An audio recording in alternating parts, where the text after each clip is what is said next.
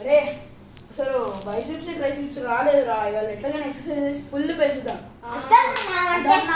ఇంకా మొదలెడదామా?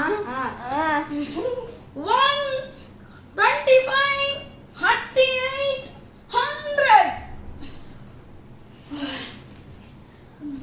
100 బైసిప్స్ ట్రైసిప్స్ కాదు కదా, ఒక కండ కండ కూడా తగ్గలేదురా.